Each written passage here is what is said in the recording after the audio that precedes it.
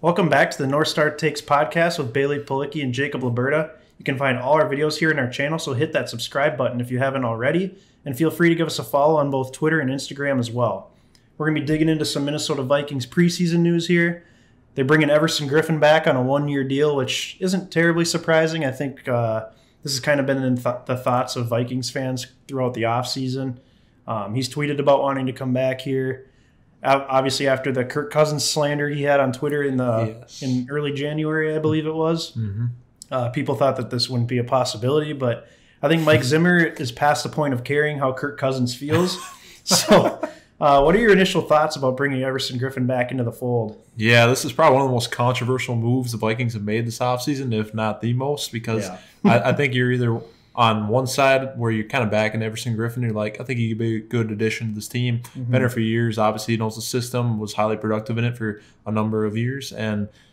But then you might be on the other side of it where you're a Kirk stan. You're like, how can you bring this toxic man back in the locker room that's calling out Kirk on Twitter? So, it kind of depends where you stand. He's very polarizing. So, I think from my standpoint, I love the move. I think especially if you don't feel confident about the defensive ends we have in the room right now, then I think this is very necessary, especially when you could compare him to anybody we had last year. Like, he was much better, and like it actually wasn't even close. And like he had a modest season, but as you mentioned to me before we even did this video, we were like, oh yeah, Griffen, I mean, as compared to earlier in his career, more of in his prime, he's still honestly winning pass blocks just as much as he did before. It's just a little bit less volume, less snaps. Exactly. So all in all, I'm just pretty pleased with bringing him back in the fold, because like Zimmer came out and said he's not going to be a starter or anything. So I'm cool with him being just a situational player, just like we're kind of doing with Sheldon Richardson on the interior.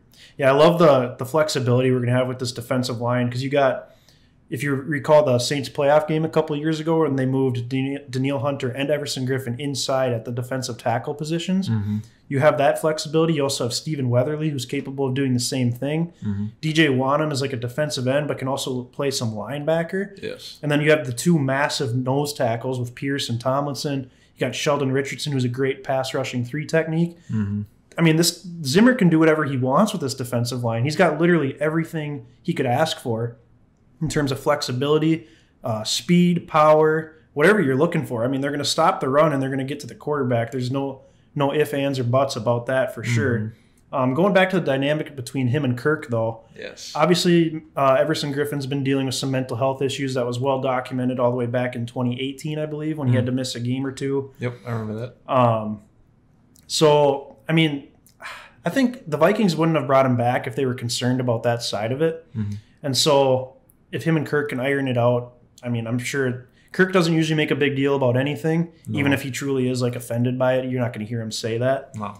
So do you think they're going to be able to put this aside and move forward? I mean, they're not even on the same side of the ball. Yeah, I feel like Kirk can work past this. I don't think this is going to hurt him too much, because obviously, like you said, everybody knows about his mental health issues, and he's probably just having an episode at that point in time. But and he came out later and apologized. But I think the thing is that, like you said, they play on opposite sides of the ball. It's not like they probably interact that much in the first place. So I don't think it's going to be a huge deal. I mean, as long as Kirk's really in the business of winning, he should be able to put personal things like this aside, because I think everybody should be on board towards achieving the ultimate goal and winning a Super Bowl, especially that's what we signed him to do. But then again, I kind of question Kirk a little bit, as we've done in the past, where it's like I feel like there's ulterior motives here that are more important to him than winning the Super Bowl, such as just clocking in 9 to 5, making that paycheck, all that guaranteed money he got from the Vikes. It's all he might be concerned about at the end of the day, but we'll never know that for sure. Yeah, exactly. It's hard to say. We don't know these guys, but yeah, you can just tell the guys that really want it. Like when Stephon Diggs was here, he really wanted it. He wanted to win. He'd get in guys' faces. He'd fire guys up on the sideline. I think Justin Jefferson's kind of got that same sort of mentality. You're just never going to see that out of Kirk, which is fine. You don't see that out of every quarterback in the NFL, but I don't know. I mean, I think we've seen enough there that we just kind of know what we're going to get with him. So yes, absolutely. Kind of digging more into the offense, though. They haven't scored a touchdown this preseason. Not great. Which is concerning for sure. So are you worried about this, or do you think it's just been a couple preseason games? The starters have barely played. New offensive coordinator. Like, how are you feeling about the state of the offense right now? Honestly, I shouldn't just go into a panic just because we're not looking good in a couple preseason games. But I am a little bit worried because we haven't really seen basically any good production on the offense whatsoever at any point in these games, whether it's the starters, the backups, third stringers, whoever. Like, it hasn't looked great. almost the whole time. So that's pretty concerning. And you just kind of wonder, like, who's really at fault for that? Is it Clint Kubiak, first-time play caller? That's probably my biggest issue right now, and I don't think a lot of people are really talking about it as much as they could be. But then it also could just be, playing it really vanilla in the preseason. Guys are just kind of coming back together and figuring it out, especially with Kirk missing time in practice. It's just not quite gelled yet, but you figure you'll get there hopefully by week 1. But if not, let's hope we can get through those games, even if it might be a little ugly, and then iron out things sooner rather than later. But I'd say I'm a little bit worried. How about you? Yeah, I'm definitely a little worried as well.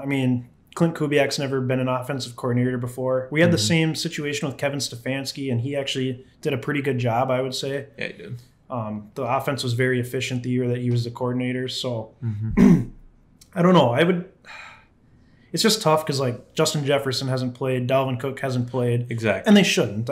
No, they have nothing to prove. Those guys don't need the preseason, but where it comes into play is, like, can Kirk get on the same page with Justin Jefferson? Can he get on the same page with Adam Thielen, who played a drive and then got banged up?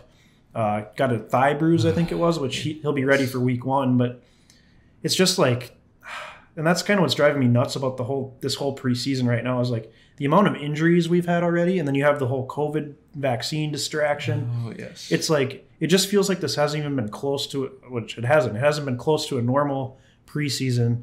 And I just think with all the expectations that are riding on this team this year, if they can't get their stuff figured out quickly here, I fully expect them to beat Cincinnati week 1.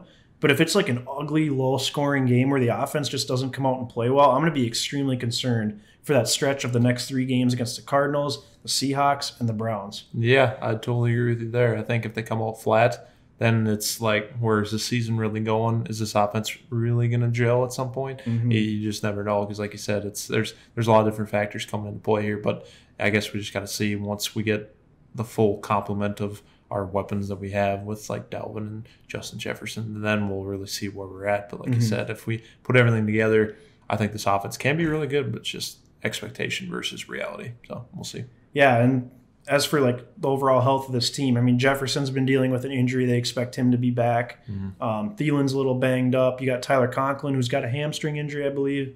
Anthony Barr, they haven't really said what's going on with him. He hasn't practiced in weeks. But he's been there. He's been dressed in a jersey, just no pads, not practicing. And then reportedly, some people are saying it's a hamstring for him, soft tissue injury. So I don't know. Today, the defensive coordinator came out and said he doesn't know if he's going to be ready for week 1. Oh, man. So that's concerning, considering our linebacker depth. Oh, considering that we're so far away from the regular season. Yeah. Like, we're still got away. 2+ weeks for sure. So it's just tough, man. This team needs to get off to a strong start with how difficult their schedule is. And I worry that they're not going to, just based on some of these injuries that have been happening, and just the team hasn't been able to be fully together yet at all. No, I totally agree. I feel like it's imperative we get off to a good start because once we get to that middle of the season, like right after the bye week, like we got a kind of a gauntlet there because we got like Dallas, we got Baltimore in there, we go on the road with the Chargers. Like those are some tough games with the Packers there. We gotta have a good record to start, so we have a little bit of leeway in case we have a hiccup or 2 in the middle of the season. So let's see how this offense comes out the gates. Yeah, it'll be interesting to see. Maybe this final preseason game against Kansas City, they can get a nice tune-up and get on the same page. Yeah. So, and we'll see how much Zimmer plays the starters. I know he's talking a lot of talk, but we'll really see. Yeah, for sure. So that's going to do it for this edition of the North Star Takes podcast.